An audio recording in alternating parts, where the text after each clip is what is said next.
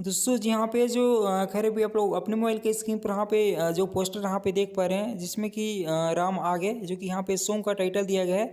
जो कि खैर मैं आप लोगों यहाँ पे बता दूं जो कि जैसे अभी पवन सिंह जी का हाल ही में एक यहाँ पे सॉन्ग आए थे जो कि यहाँ पे राम आएंगे तो अगना सजाएंगे, जो कि इस सॉन्ग को आप वहाँ पे जरूर यहाँ पे सुने होंगे। जो कि बहुत ही प्यारा सॉन्ग है, मैंने भी उस सॉन्ग को वहाँ पे सुना है। जो कि हो सकता है कि उसके रिगार्डिंग ये उसी टाइप से कुछ आप लोगों को ये सॉन्ग देखने को मिल जाए। जो कि उम्मीद करता हूँ उसी टाइप से सॉन्ग आप सभी वहाँ पे जरूर से सुनने को देखने को मिलेगा।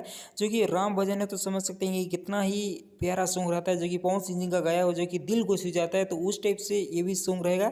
जो कि उम्मीद है कि बहुत दिनों के बाद यहाँ पे सॉन्ग आ रहा है तो बहुत ही फैंस को ये सॉन्ग यहाँ पे जरूर से पसंद आएगा।